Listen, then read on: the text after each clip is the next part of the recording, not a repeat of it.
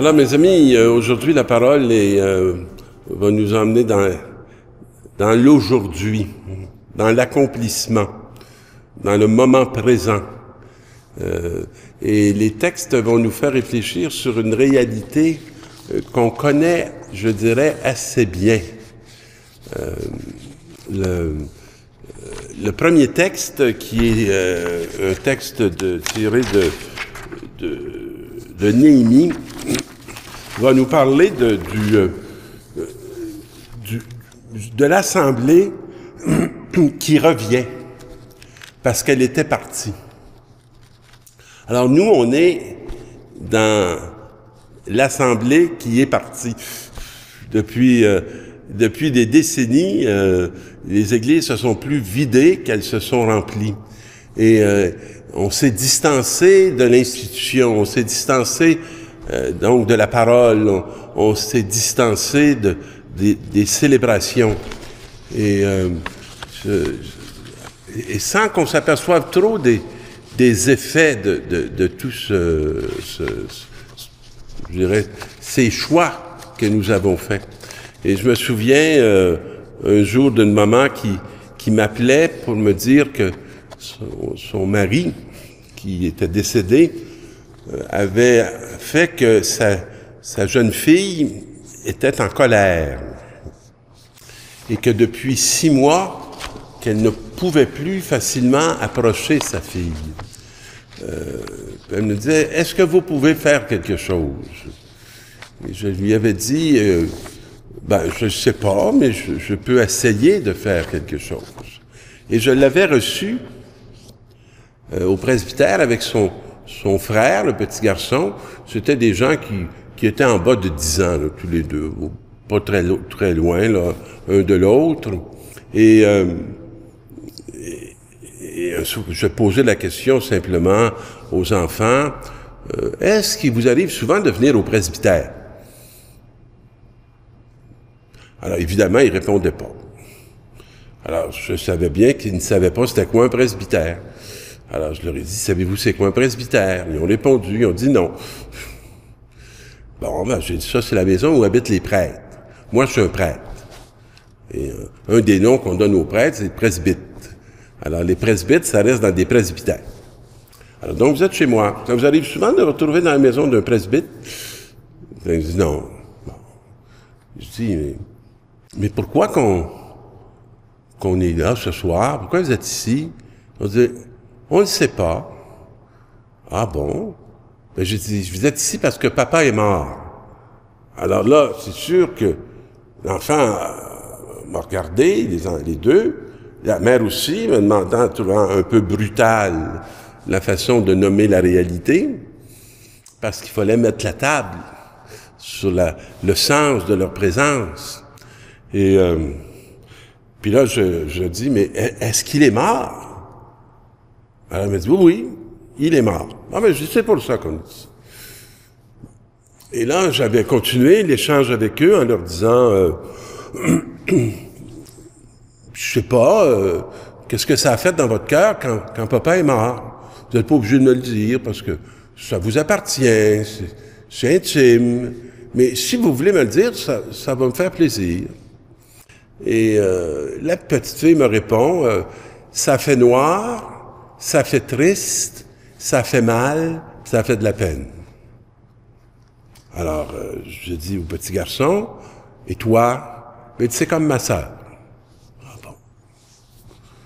Je dis, est-ce que papa était noir, triste, puis il faisait de la peine, puis il vous faisait mal? Ils ont dit non. Ah ben, je dis là, ça serait vraiment pas joyeux de rester sur ces sentiments qui ont finalement rien à voir avec l'expérience que vous avez avec votre papa. Alors, j'ai dit, qu'est-ce qu'on pourrait faire? Ah, j'ai dit, tant qu'il fait noir dans notre cœur, moi, je sais qu'est-ce qu'on peut faire. J'ai dit, on invite Jésus, qui est la lumière du monde, à rentrer dans notre cœur. Mais j'ai dit, si vous voulez, on peut essayer d'autres choses. J'ai dit, là, voyez-vous, il fait noir, là, ici, parce qu'on était à la brûlante. Alors, je lui dis, je vais vous inviter à vous lever. Puis, avec les adultes qui sont ici, là, vous allez pousser sur l'ombre. Moi, je vais aller ouvrir la porte. Puis, vous allez mettre la noirceur dehors. Mais ils ont dit, on peut pas. Non, mais qu'est-ce qu'on va faire? Et là, le petit garçon a dit, on va allumer la lumière. J'ai dit, c'est exactement ça. Et ça va dissiper les ténèbres. Alors, c'est pour ça que je vous invite à inviter mon ami Jésus dans votre cœur, pour que des ténèbres de votre cœur, sa lumière, les dissipe. Alors, j'ai dit, savez-vous ce que vous pourriez faire ce soir? Ce soir-là, vous pourriez partir. Puis si jamais vous pouvez aller acheter une belle chandelle que vous allez choisir ensemble, en famille. Puis si vous ne pouvez pas ce soir, ben vous irez une autre fois. Puis avant de vous coucher, vous allez allumer la chandelle. Puis là, vous allez vous rappeler que papa n'est pas une noirceur, mais qu'il est une lumière. Et là, vous allez parler à papa lumière pour lui dire toute la lumière qu'il a mis dans votre vie. Puis là, s'il y a des choses que vous n'avez pas eu le temps d'y dire avant qu'il parte, bien, tous les soirs, en allumant la lumière, vous pouvez continuer à parler avec Papa Lumière. Puis, aller faire la route puis le chemin de ce qui n'est pas encore fini entre vous. Puis ça, vous pouvez faire ça tant aussi longtemps que vous le voulez. Puis je dis, après ça, moi, je vous inviterai à prendre un carton, puis aller choisir toutes des photos ou des dessins que vous allez faire sur des moments heureux que vous avez vus avec votre papa, sur des moments difficiles que vous avez traversés avec votre papa, puis vous faites un beau tableau. Puis, vous pourriez faire une prière pour votre papa, dire quelque chose qui serait important pour vous de lui communiquer. Puis quand vous aurez fait tout ça, vous m'appelez, puis on va faire une célébration ensemble, puis vous amènerez votre prière, vous amènerez votre chandelle, vous amènerez votre tableau. Puis on va faire la célébration ensemble. Alors, ça n'a pas été très long parce que j'ai fait la célébration une semaine après. Un dimanche après-midi dans le chœur, et où j'ai mis les photos et j'ai mis tout ce qu'ils avaient préparé. Puis avec le texte d'Emmaüs, j'avais dit que les disciples étaient tristes quand j'étais mort. Alors, la maman m'appelle le lendemain en me disant, je sais pas ce que vous avez fait à ma fille, mais j'ai pu à nouveau, après la célébration, l'approcher. Elle s'est assise sur moi et j'ai pu la préparer à son sommeil. J'ai dit, j'ai rien fait. Je vous ai offert une célébration. Parce que lorsqu'on ne sait plus célébrer, on ne sait plus passer de la mort à la vie, des ténèbres à la lumière.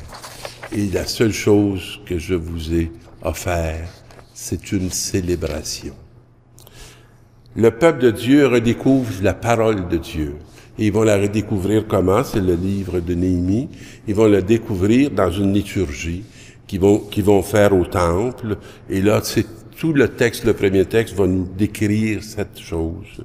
Et alors le prêtre Esdras apporta la loi en présence de l'assemblée, composée des hommes, des femmes et de tous les enfants en âge de comprendre.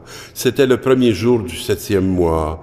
Et ils étaient tournés vers la place de la porte des eaux. Il fit la lecture dans le livre. Alors c'est tout ce que nous sommes appelés à expérimenter comme assemblée en Église. Et l'évangile de ce dimanche, c'est celui où Jésus va se lever dans le temple, va faire la lecture du prophète Ésaïe et qui va affirmer que c'est aujourd'hui que cette parole s'accomplit. La bonne nouvelle est annoncée aux pauvres, aux prisonniers qui sont libres, aux aveugles qu'ils verront la lumière, apporter aux opprimés la libération, annoncer une année de bienfaits accordée par le Seigneur. Jésus referma le livre, le rendit aux servants et s'assit.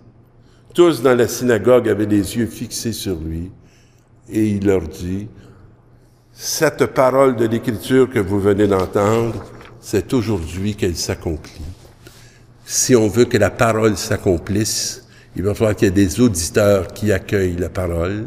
Il va falloir qu'il y ait des auditeurs qui se laissent transformer par l'accueil de la parole et qui deviennent témoins de ce que Dieu est en train d'accomplir aujourd'hui pour les uns et pour les autres, et rendre grâce au Seigneur pour ce qu'il fait, parce qu'il est présent aujourd'hui sur notre terre, dans la communion que nous avons avec lui, qui est aussi dans le ciel. Alors, je vous souhaite de bonnes célébrations, et si ça fait longtemps que vous n'êtes pas allé, de retourner faire un tour en sachant que c'est lui qui est là avec vous. Bonne semaine, mes amis.